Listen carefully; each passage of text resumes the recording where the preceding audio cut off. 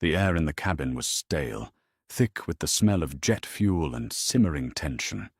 For the Harris family, Flight ASA 212 was supposed to be the start of a new life, a prestigious medical fellowship in London for Dr. Elara Harris. But they wouldn't even make it to the runway. When a minor dispute over a spilled cup of water escalated, the plane's decorated pilot, Captain Marcus Thorne, emerged from the cockpit. With 3 words, "You're a threat," he ordered the entire Black family off his aircraft. What he didn't know was that their 19-year-old daughter, Maya, wasn't just a passenger. She was an aviation intern, and she had the direct number for the one person who could stop a 300-ton Boeing 777 in its tracks, a senior inspector at the FAA. The atmosphere inside Hartsfield-Jackson Atlanta International Airport's Terminal F was a familiar kind of chaos. It was the frantic, humid energy of a Friday evening, a symphony of rolling luggage wheels clacking on polished terrazzo, and a dozen languages competing for airtime. The Harris family, David, Elara, Maya, and 10-year-old Leo, was an island of calm in the storm.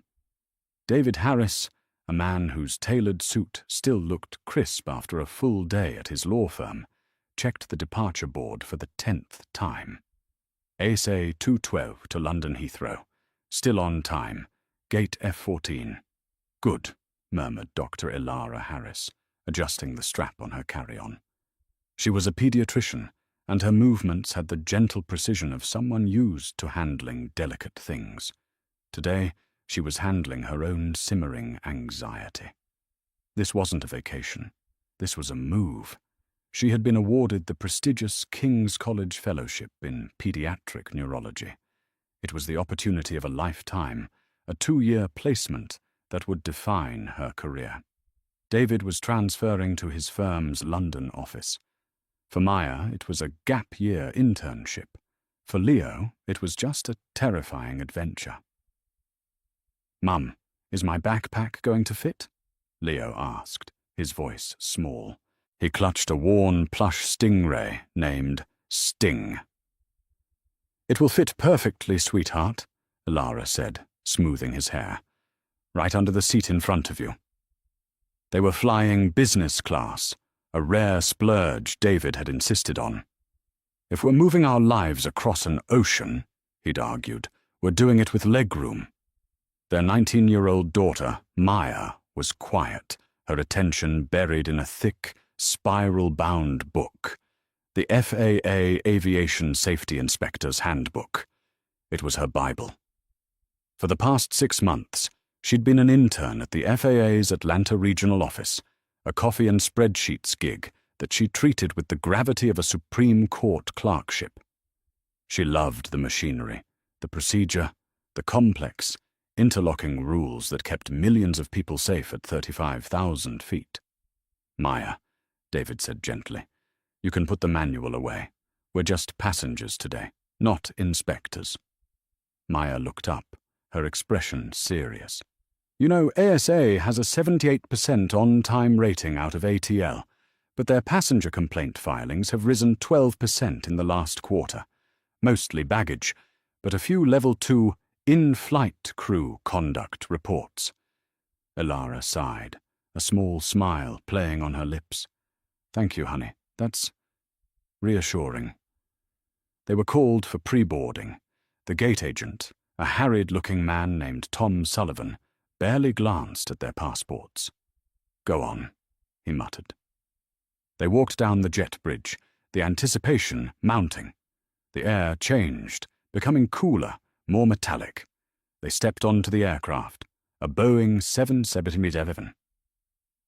"Welcome," said a flight attendant at the door. She was older, with immaculate blonde hair and a smile that seemed painted on. Her name tag read Brenda. "Business class is to the left, through the galley." The Harris family found their seats, 2A and 2B for David and Elara, and 3A and 3B right behind them for Maya and Leo. They were pod seats, private and luxurious. Leo's eyes went wide. "Whoa! It's like a spaceship. As they settled in, the tension that had been coiled in Ilara's shoulders finally began to unspool. It was happening. They were on their way. David was already organizing his laptop. Maya was inspecting the laminated safety card. The incident began, as it so often does, with something small. Brenda, the lead flight attendant, came through with pre-departure beverages. Orange juice or champagne. David and Ilara took champagne. Maya took water. Leo, excited by the novelty, asked for an orange juice. As Brenda passed the plastic cup to the 10-year-old, his hand, jittery with excitement, bumped hers. It wasn't a spill. It was a splash. A few ounces of orange juice splashed onto the carpeted bulkhead wall in front of him and onto the armrest of the seat. "Oh, I'm so sorry," Ilara said, immediately grabbing the stack of cocktail napkins. "Leo, be careful," David said, his voice firm but not angry. Brenda's painted-on smile didn't waver, but her eyes went flat. "Sir," she said to David, "you need to control your child. This is a premium cabin." David, who was already blotting the spill, paused. It was an accident. He's 10. "It's a sticky mess," Brenda said, her voice acquiring a sharp, accusatory edge. "I'll have to get wipes. It's delaying the service." "We understand that," Ilara said, her doctor voice emerging, calm, steady, and clear. "And we are cleaning it up. It was a simple mistake." Brenda huffed, a theatrical sound of pure annoyance. She snatched the soiled napkins from Ilara. "I'll handle it." She returned a moment later with a packet of industrial wipes and began scrubbing the armrest with exaggerated vigor. As she did, another passenger, a large man in a golf shirt from row 4, Mr. Henderson, was trying to get past her to the lavatory. He bumped her arm. "Excuse me," Henderson said. Brenda, clearly at her breaking point, spun on the Horace family. "Now look, you are causing a disturbance. You're blocking the aisle, and this mess is a hygiene issue." David Harris looked up. He was a lawyer. He knew confrontation. He also knew when he was being singled out. The cabin was half full of people standing, stowing bags and talking. They were the disturbance. "Ma'am," David said, his voice dropping a full octave into a calm, legal baritone. "We are sitting in our seats. You are the one blocking the aisle. We have apologized for the spill, and we are trying to help. There is no need for this tone." Brenda stood up to her full height. "Are you being aggressive, sir?" The air in the cabin went still. It was a loaded question. "No," David said slowly. "I am not. I am a passenger in my assigned seat, speaking to you respectfully. You, however, are being disproportionately hostile over a splash of juice." "David, just leave it," Ilara whispered, placing a hand on his arm. But Brenda wouldn't leave it. She saw David's composure not as a sign of calm, but as a challenge to her authority. "Sir, if you cannot comply with crew instructions and maintain a respectful tone, I will have to inform the captain." "Comply with what instructions?" David asked, his patience finally snapping. "The instruction to not spill things? What exactly is the problem here, Brenda?" That was the mistake. Using her name. Brenda's face turned a shade of pale red. "You are a non-compliant passenger.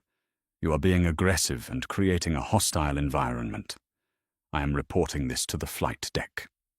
She turned and marched, straight through the galley, and knocked on the cockpit door. Maya watched her go, a cold pit of dread forming in her stomach. She knew the terminology. Non-compliant. Aggressive. Hostile environment. These weren't just words.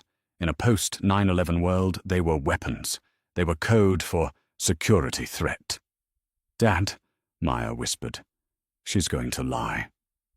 David, stunned, sat back in his seat. "She can't be serious. Over orange juice?" Ilara was already looking at Leo, whose face was pale, his breathing becoming shallow.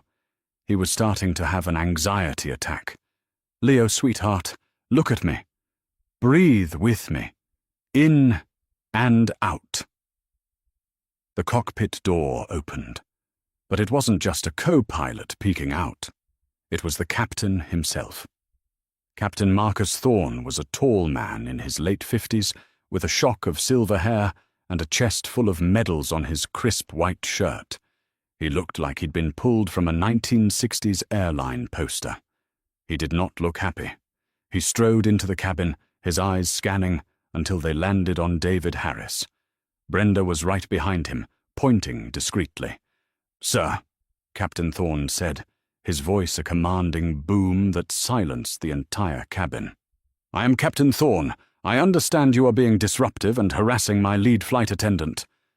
The accusation hung in the air, heavy and toxic.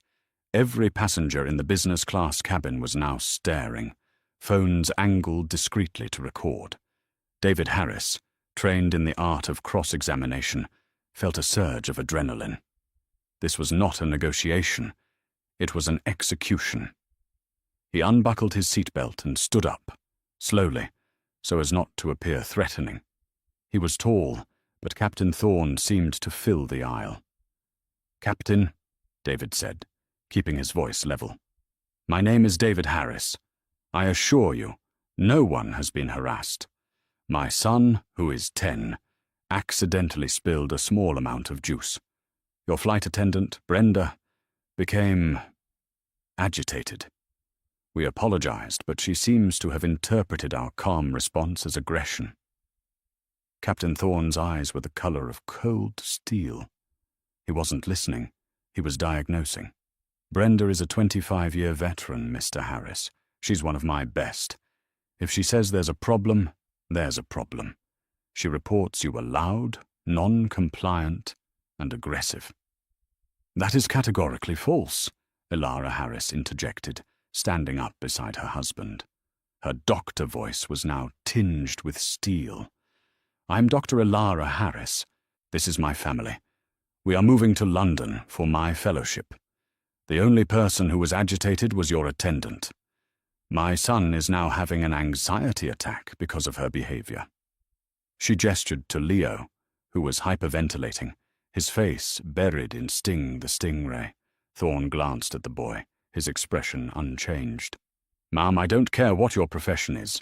On this aircraft, my authority is final. I have a report of a passenger creating a security issue. In today's climate, I have zero tolerance. Zero." "A security issue?" David said, his voice rising in disbelief. "For a juice spill? Captain, that is a slanderous and dangerous accusation. I am a lawyer. I know my rights. You cannot—" "I can," Thorne snapped, cutting him off. "And I will. I have sole discretion over the safety and security of this flight. Your confrontational attitude right now is all the proof I need. You are a threat to the orderly conduct of this flight." David, realizing he was being railroaded, did the only thing he could. He reached into his pocket, pulled out his phone, and hit record. "Captain, please state your name again for the record." It was like throwing gasoline on a fire. Thorne's face went crimson. "Stop recording me. That is a violation of crew privacy and federal regulations." "It is not, sir." Maya suddenly spoke up from her seat, her voice shaking but clear. "Votre CFR Part 91.221 does not prohibit passenger recording of crew unless it interferes with aircraft operation. We are at the gate. You are interfering with us." Thorne wheeled on her. "Who in the hell are you?" "I'm Maya Harris. I'm an intern at the FAA's Atlanta field office, and you are misrepresenting federal code. You are also," she added, her voice gaining strength, "creating a false narrative. My father was not aggressive. Your flight attendant instigated this." The mention of the FAA made Thorne pause for a fraction of a second. He looked at this 19-year-old girl, at her FAA inspector's handbook open on her lap, and saw not a colleague, but an unbelievable act of defiance. He saw a black family, a doctor, a lawyer, and their know-it-all daughter, and he decided he'd had enough. "An intern," he sneered. "So you're a coffee runner. You don't know anything. And you," he pointed his finger at David, "put that phone away, or I'll have you arrested for interference." "I am documenting this interaction," David said, holding the phone steady. "Because you are ordering my family off this plane under false pretenses. And I suspect it's because of our race." The word race detonated in the cabin. Passengers gasped. Brenda, behind the captain, put a hand to her chest. "Oh, how dare you!" Thorne's face became a mask of cold fury. He had been given his out. It was no longer about the juice. It was about the race card. "That's it, we're done," Thorne boomed. "You just threatened my crew and accused me of racism. You are a clear and present safety risk. You and your entire family. You are off this plane. Now." "You can't be serious," Ilara said, her voice breaking. "My son, we have our luggage. Our lives are in those bags." "Brenda," Thorne commanded, "call the gate. Tell them I need ground security and a baggage pull for 2A, 2B, 3A, and 3B. They are being deplaned for non-compliance and hostile behavior." "Captain, you are making a catastrophic mistake," David warned, his voice low and dangerous. The lawyer was gone. The father was here. "The only mistake," Thorne said, leaning in, "was letting you on my aircraft. Get your things. You're holding up 200 other passengers who know how to behave. Get off my plane." The humiliation was a physical force. It pressed on them, hotter than the Atlanta air. Leo was sobbing openly now. Ilara, her eyes shining with unshed tears of rage, began to pull their carry-ons from the overhead bins. David kept his phone recording, his face a granite mask of controlled fury, capturing the smug look on Brenda's face and the rigid back of Captain Thorne as he stalked back to the cockpit. Passengers watched, some with pity, some with annoyance, most with a fearful silence. One woman in 5G, a blonde woman with sharp eyes, was also recording, but her phone was hidden in her lap. Her name was Sarah Jensen, and she was an investigative reporter for the Atlanta Journal-Constitution. She recognized David Harris from a high-profile civil rights case he'd won 2 years prior. This wasn't just a story. It was the story. 2 airport security officers and the gate agent, Tom Sullivan, appeared at the door. "Mr. and Dr. Harris, you have to come with me." The walk of shame was the worst part. Past the other business-class passengers, through the galley where the rest of the flight crew refused to make eye contact, and down the long jet bridge. Leo's sobs echoed in the metal tube. As they stepped off the jet bridge into the terminal, the door to the aircraft clicked shut behind them. The final, damning sound of rejection. They were left standing in the middle of the crowded gate area, a small, rejected pile of humanity and hand luggage. Passengers for the next flight to Paris were already crowding the podium, oblivious. The Harris family was invisible, yet agonizingly conspicuous. Leo had collapsed onto a hard plastic chair, his small body racked with sobs and wheezing. Ilara was on her knees before him, her hands on his shoulders. Leo, look at me. Breathe. Big, slow breaths. We're okay. Mama's here. We're safe." She was a doctor, but her hands were shaking. This was her child, and her medical training was at war with her maternal rage. David Harris was on the phone with the Atlantic Skies Air Diamond Medallion customer service line. He was pacing, a caged lion. "No, you don't understand," he said, his voice dangerously quiet. "We were not rebooked. We were ejected. By the captain. His name is Marcus Thorne. Yes, I'll hold." The line clicked, and tinny classical music began to play. He swore under his breath and hung up. He stormed to the podium where Tom Sullivan, the gate agent, was typing frantically. "Mr. Sullivan," David demanded, "I need your supervisor. I need the name of the chief pilot for this hub. I need—" "Sir," Tom said, not looking up, "there's nothing I can do. The captain has final say on who flies. It's federal law. His word is final. He's logged you as Level 2 threat, non-compliant and hostile. You're lucky you weren't arrested." "A threat?" David slammed his hand on the counter. "My 10-year-old son. A threat? We were the victims of a hostile flight attendant, and your pilot backed her up with zero investigation." "Sir, if you don't lower your voice, I will call airport police," Tom said, his voice trembling. He was out of his depth, a minimum-wage employee caught between an irate lawyer and an immovable pilot. We've rebooked you on the same flight tomorrow evening. We can give you hotel and meal vouchers." "Vouchers?" Ilara said, standing up. "My fellowship starts on Monday. My son is asthmatic and having a panic attack. We don't need vouchers. We need to be on that plane." "That plane," Tom said, gesturing helplessly to the window, "is closing out. The jet bridge is pulling back." They all turned. Through the vast plate-glass window, they could see ASA 2212. The heavy, articulated metal arm of the jet bridge was indeed groaning, slowly retracting from the 777's fuselage. The engines were whining, a low, powerful sound that signaled the start of their journey. Without them, it was a moment of profound, gut-wrenching finality. The plane was leaving. They had lost. David's shoulders slumped. Ilara closed her eyes. Leo wailed, "They're leaving us!" And then Maya, who had been standing silent, watching the aircraft, pulled out her phone. Her face was a mask of cold, calculated fury. She had seen the text. She had seen the pilot sneer. She had seen her father, a partner at one of Atlanta's top law firms, treated like a criminal. She had seen her mother, a brilliant doctor, reduced to pleading. "They are not leaving," Maya said, her voice a low growl. "Honey, it's over," David said, his voice hollow. We'll call the firm's attorneys. We'll sue them.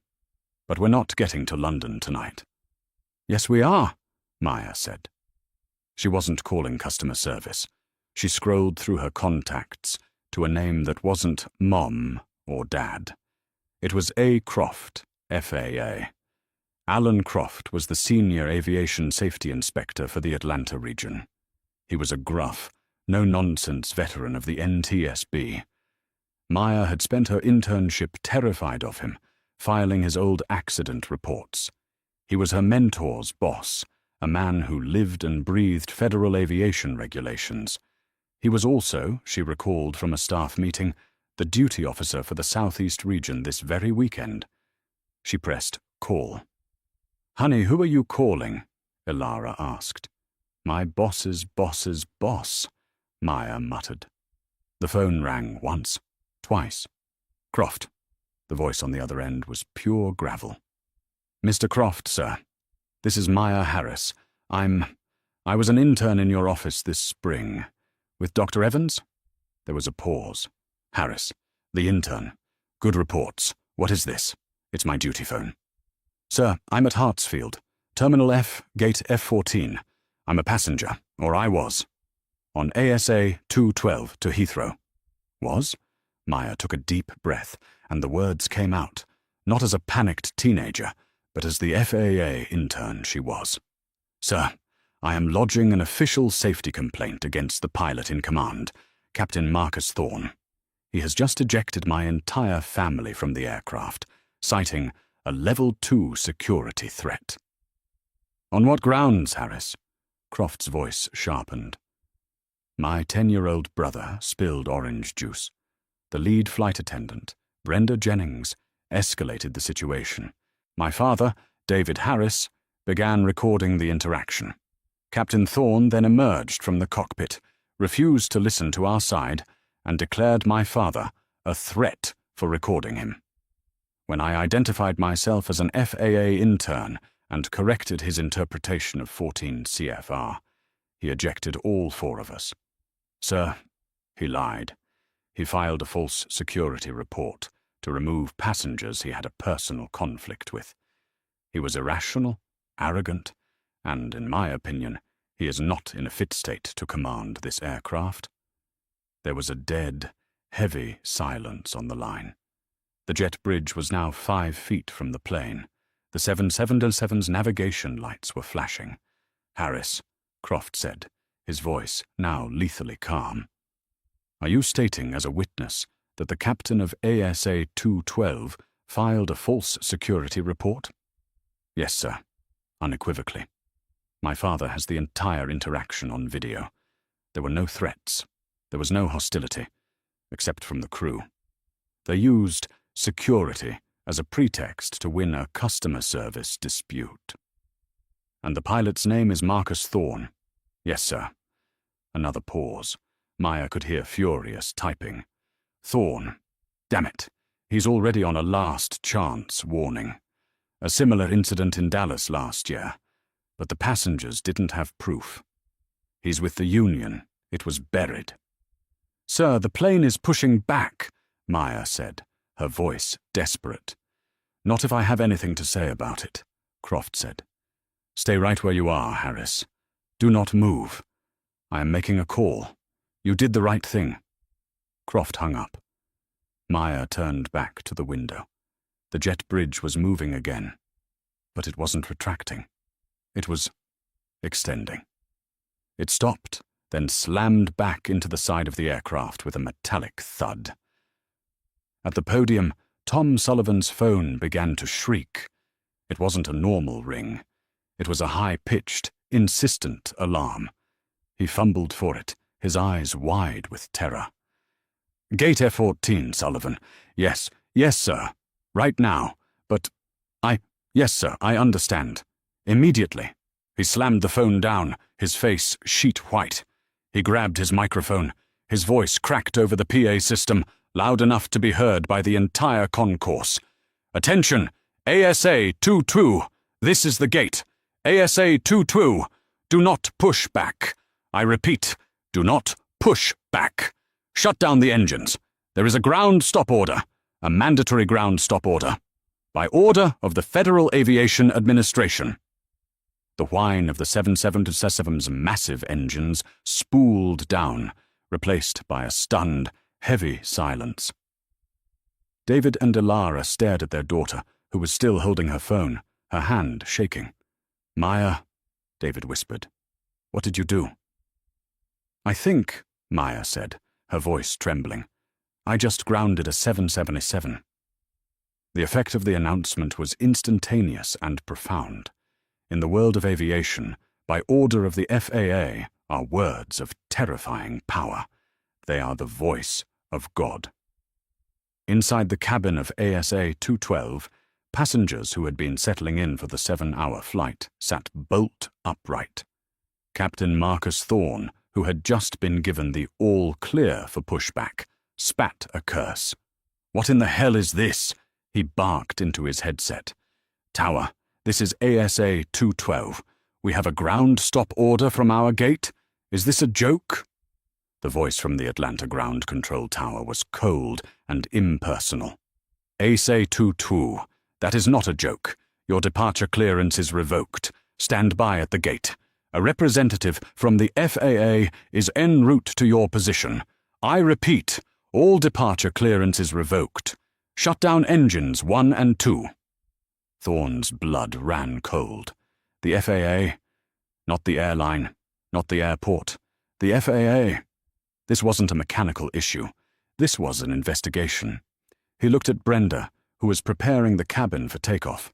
Her face was ashen. What did you say to them? He hissed. Back in the terminal, the atmosphere at Gate F-14 had changed from chaotic to cinematic. All motion seemed to slow. Tom Sullivan, the gate agent, was visibly shaking, avoiding eye contact with the Harris family, as if they were radioactive. David Harris put his arm around Maya's shoulders. He was speechless. The sheer, unadulterated power of his daughter's move was just beginning to sink in. She hadn't just complained. She had pulled the emergency brake on a multi-million-dollar operation. Ilara's focus was still on Leo. "It's okay, baby," she whispered, her own shock evident. "See, the plane isn't leaving.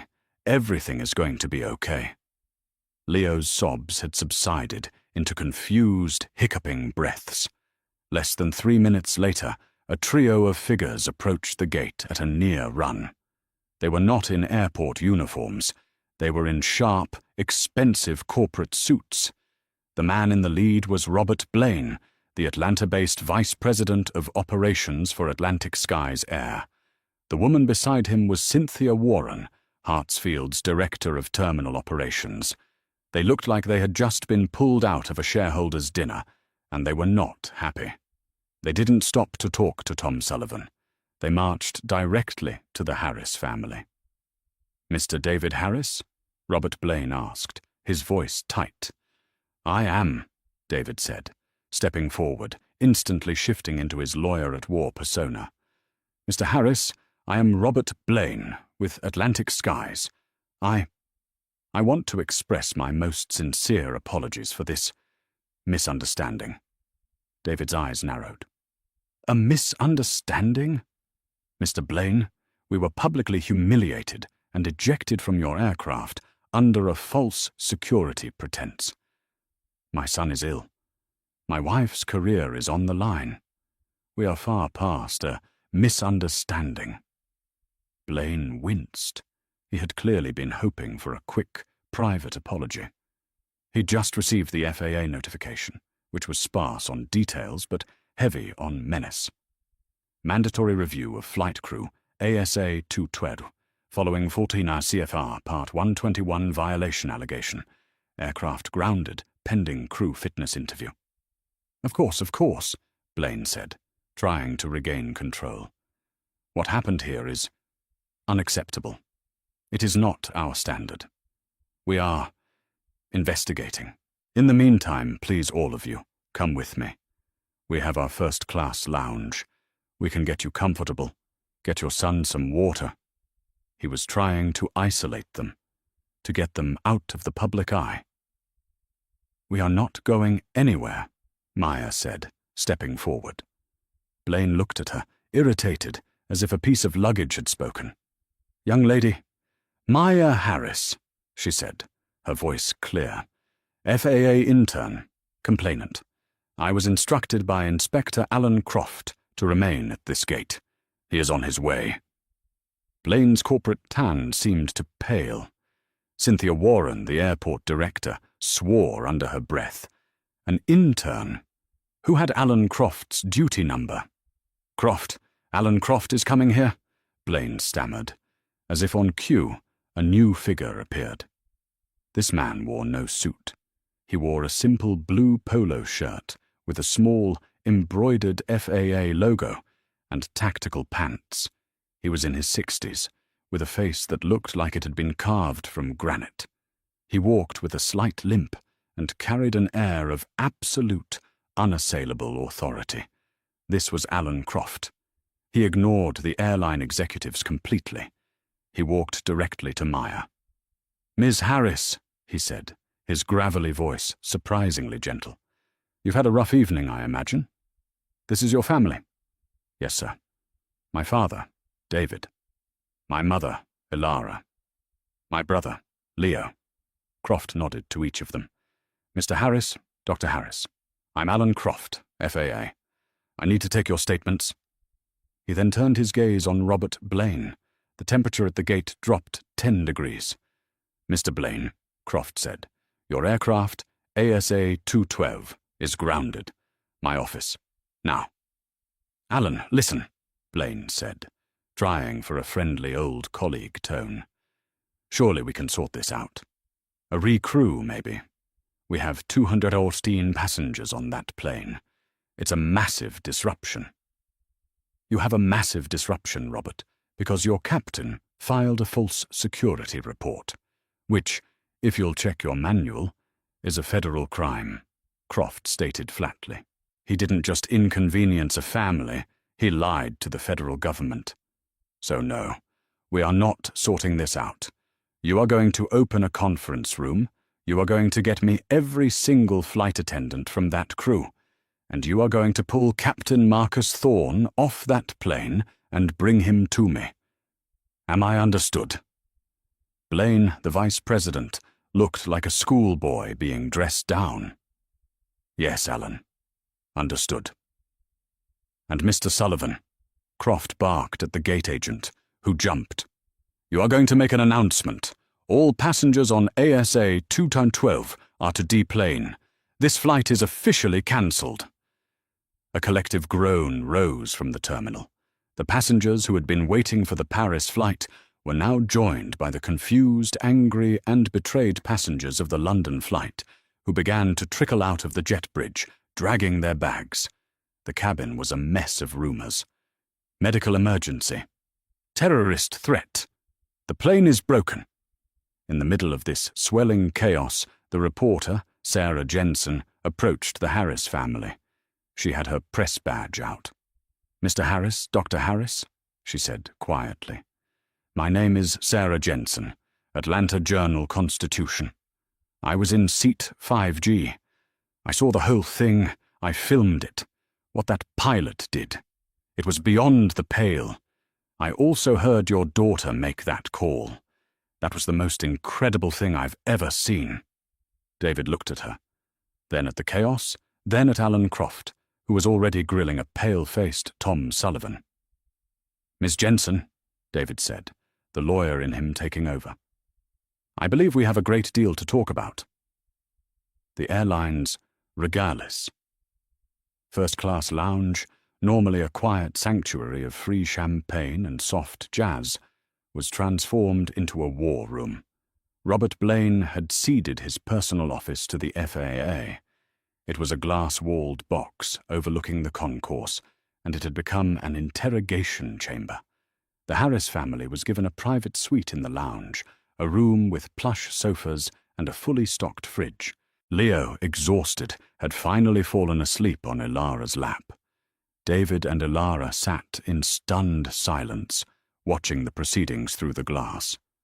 Maya, however, stood at the door, watching Alan Croft work. She was no longer an intern. She was his chief witness. Sarah Jensen sat in the corner, her laptop open, typing furiously, her phone charging. She had already uploaded her video file to her paper's secure server. One by one, the flight crew of ASA 212 was brought in. Croft, joined by a grim-faced Atlantic Skies corporate lawyer, took their statements. The junior flight attendants were easy. They were terrified. I was in the economy galley, one young man stammered. I just heard Brenda say over the comm that there was a non-compliant passenger in 2A. That's all I know. Then came Brenda Jennings. She walked in with an air of defiant victimhood. It was awful, Mr. Croft, she began, her voice quivering with practiced sincerity.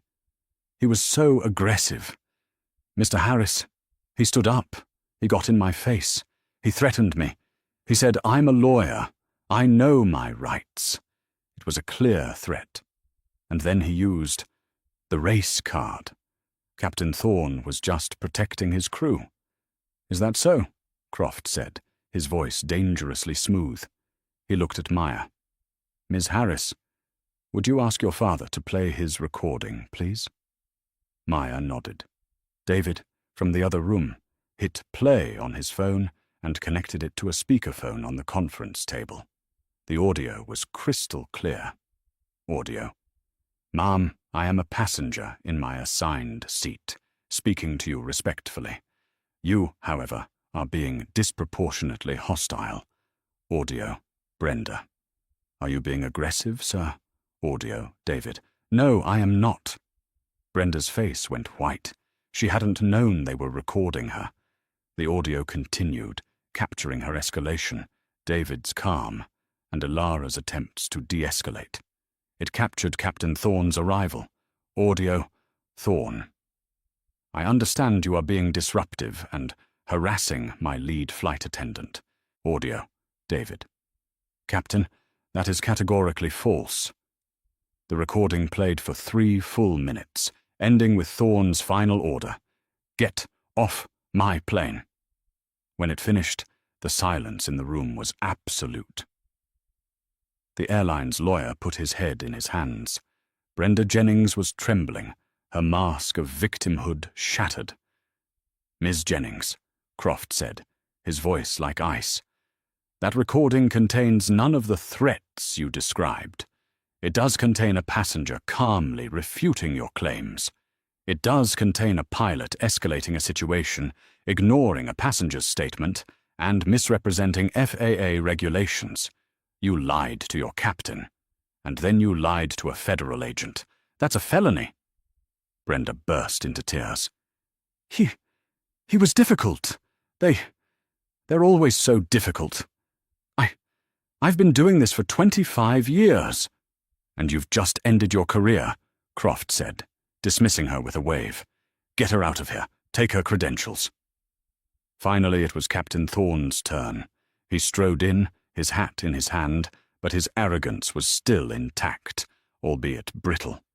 He saw Alan Croft and nodded. Alan, this is a hell of a mess over a passenger dispute. You grounded my flight. No, Captain, Croft said. You grounded your flight when you filed a false security report. I've seen the video. Thorne's composure cracked. The video? What video? It's my word against theirs. I am the pilot in command. My discretion is final. 14 CFR 91-3. The safety of the flight. Don't you dare quote code you don't understand, Marcus, Croft roared, standing up. The room shook. 91.3 gives you authority over the safety of the aircraft, not the right to be a petty tyrant. You weren't managing a threat. You were managing your ego. You didn't like being questioned by a passenger, a black passenger, a lawyer, and you certainly didn't like his 19-year-old daughter correcting you on federal code. That intern, this is because of her. Thorne was incredulous. That intern, Croft said, did what you failed to do.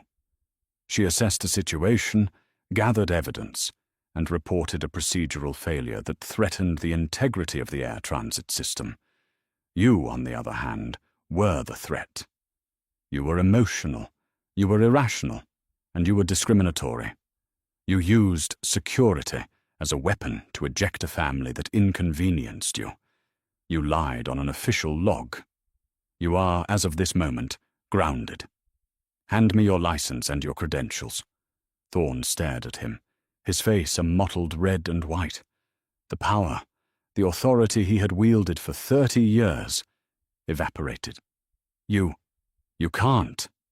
The Union can't help you with a felony, Marcus, Croft said. And the Atlanta Journal-Constitution has the video. You're done. Get out. Captain Marcus Thorne, the decorated pilot of Atlantic Skies Air, looked at the Harris family watching through the glass. He looked at David, Elara, and finally at Maya. His face was a mask of pure, unadulterated hatred. He unclipped his ID from his jacket, slapped it on the table and stormed out, not as a captain, but as a civilian. The crisis was over. The fallout was just beginning. The term hard karma fails to capture the systematic, procedural, and financial dismantling of the lives of Captain Thorne and Brenda Jennings. It wasn't just bad luck. It was the inevitable, crushing consequence of their actions hitting the immovable object of federal law and video evidence. For the 214 other passengers on ASA 212, the night was a chaotic mess of rebooking lines, hotel vouchers, and angry tweets. But thanks to Sarah Jensen, who published her story online from the lounge, the narrative was not "Airline cancels flight." The headline, which went viral before morning, was "Pilot ejects black family over spilled juice. Teens call to FAA ground 7797." The article included Sarah's own video, David's crystal-clear audio, and a no comment from a frantic Atlantic Skies Air PR department. For the Harris family, the airline's panic was immediate. Robert Blaine, his career now hanging by a thread, re-entered their private lounge, his face a mask of practiced humility. "Mr. and Dr. Harris," he said, there are no words to express our shame. On behalf of Atlantic Skies Air, I am offering a full, immediate, and unconditional refund for your tickets. We have also booked your family in the presidential suite at the Four Seasons downtown. A car is waiting." "That's not good enough," David said, his voice cold. "Of course not," Blaine said, sweating. "We have also secured you 4 seats on our 9 a.m. partner flight, British Airways, in their global first-class cabin. You will be personally escorted to the flight. We are, of course, prepared to offer a significant monetary compensation for the distress, the slander, and the humiliation you have endured. Our legal team will contact you at your convenience." David just nodded. "You'll be hearing from my firm." Elara spoke up, her first words in an hour. "And what about him? The other passenger? The man who was rude to Brenda and started her agitation? Mr. Henderson in 4C. Blaine blinked, then checked his manifest. "Henderson, yes. He was flying on a buddy pass, an employee's relative." "Revoke it," Elara said, her voice cutting. "He was complicit. He sat there and smirked the entire time. He watched my son cry and did nothing. He's part of the disease." "Consider it done, Doctor," Blaine said. "His travel privileges are permanently revoked." But the real karma was reserved for the crew. Brenda Jennings.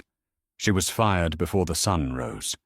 The official cause was gross misconduct, violation of company policy, and providing false statements to a federal investigator. Her flight attendants' union, upon reviewing the audio, quietly withdrew its support. She was 58, just a few years from a full pension. She lost it all. She became unemployable in the industry she had known her entire adult life, a pariah blacklisted from every major carrier. Captain Marcus Thorne. His fate was far more brutal. The FAA officially revoked his airline transport pilot, ATP, license, pending a full psychiatric and procedural review. This was the aviation death penalty. A month later, he sat before an FAA review board. Alan Croft was present, as was Maya Harris, who was asked to give her statement. Thorne's defense was weak. He tried to claim stress. A long day, a confusing situation. The board was unmoved. The video was too damning. The lie was too blatant. His license was suspended for 1 year, an unprecedented punishment for a non-accident-related offense. He would have to retake all his certifications, from basic flight school upward. He was over 60. His career as a commercial captain was over. He would never again command a passenger aircraft. The man who held the lives of hundreds in his hands, who wielded his authority like a king, was reduced to fighting for a job flying cargo planes over the North Atlantic, if he was lucky. His perfect record was permanently stained by the complaint of a 19-year-old intern. Atlantic Skies Air, ASA. The airline was hit with a massive 7-figure fine from the FAA for the false security log and for failing to control its crew. The stock price dipped 9% in 2 days. David Harris's law firm, joined by 2 other families who came forward after reading Sarah's article, filed a class action discrimination lawsuit. ASA settled within a week. The terms were confidential, but were rumored to be astronomical. More importantly, the settlement mandated a complete overhaul of the airline's de-escalation and implicit bias training, a new program that Dr. Elara Harris herself was paid to help design and implement. The 8 months that followed the Hartsfield ground stop were not a quiet period of recovery. They were a methodical, strategic campaign. The Harris family had not just been wronged, They had been slandered by a federal pilot, and David Harris, with the full backing of his firm, was not about to let that stand. The battle was fought not in a courtroom, but in a series of sterile, high-rise corporate boardrooms. The first meeting, 1 month after the incident, was with the entire executive leadership of Atlantic Skies Air. Robert Blaine, the Atlanta VP, was there, but he was no longer in charge. He sat at the far end of the table, silent, while the airline's CEO and general counsel faced David and Elara Harris. "I want to be perfectly clear," David began, sliding a thin folder across the polished mahogany. "This is not a negotiation for a quiet check and a non-disclosure agreement. Your significant monetary compensation is a given. That's the easy part." The CEO, a man named Richard Valenti, nodded grimly. Sarah Jensen's story, which she had titled Flight Risk, had not only gone viral, it had been picked up by every major international news network. The stock had plummeted. The FAA's fine was the largest in the airline's history. "What we are here to discuss," David continued, "is penance and change." This is when Elara spoke, her doctor voice silencing the room. "What my family experienced was not an anomaly, Mr. Valenti. It was a symptom of a deep, systemic disease in your corporate culture. Your pilot and your flight attendant did not just lose their tempers. They made a calculated, discriminatory decision, and they felt empowered by your company to do so. They believed their authority made them immune to accountability. You do not have a bad apple problem, you have an orchard problem." She slid a second folder across the table. It was a 30-page proposal. "This," Elara said, "is my family's real demand. You are going to fund and implement a mandatory, fleet-wide training program. A complete overhaul of your crew de-escalation, implicit bias, and passenger rights certification. And I," she added, tapping the cover page, "am going to be the paid consultant who designs it. Your crew will learn to recognize the difference between a threat and a challenge, between non-compliance and simple human dignity. They will learn it from me, from the woman your captain called a threat in front of her child." Faced with a class action lawsuit from the 214 other passengers, a separate, catastrophic discrimination suit from the Harrises, and the looming shadow of a full DOJ investigation, the airline folded completely. The change was seismic. Elara took a 6-month sabbatical from her fellowship in London, with ASA footing the bill, to fly back to Atlanta and personally oversee the creation of the ASA Forward initiative. She stood in their training auditoriums in front of pilots and flight attendants and played David's audio recording. "Listen to that," she would command, as the chilling sound of Captain Thorne's voice filled the room. "That is the sound of absolute power wielded with absolute arrogance. That is the sound of a career ending. Not just his, but potentially the airline's. Your job is not to win an argument. It is to get the plane, and all its passengers, to their destination safely. That includes emotional safety." Meanwhile, Maya Harris's life had been irrevocably altered. Alan Croft had called her into his office 2 weeks after the incident.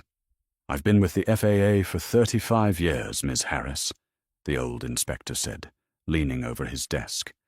"I've seen pilots save 300-ton aircraft with no engines. I've seen crews perform miracles. But I have never, in my entire career, seen an intern save the system from itself.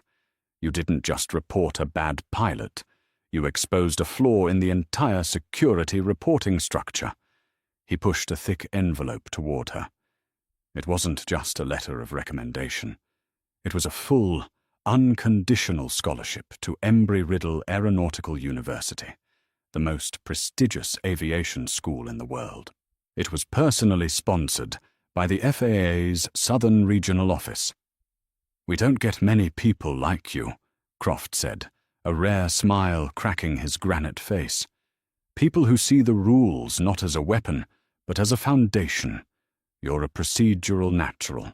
Go to school. Get your degree. Your desk here will be waiting for you. We need you. The ripple effect spread. Sarah Jensen won a Georgia Press Association award for her article. Tom Sullivan, the gate agent, provided a damning written statement against Captain Thorne in exchange for whistleblower protection.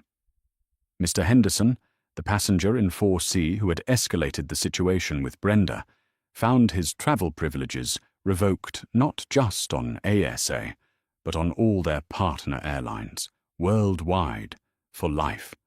His relative who gave him the pass was fired.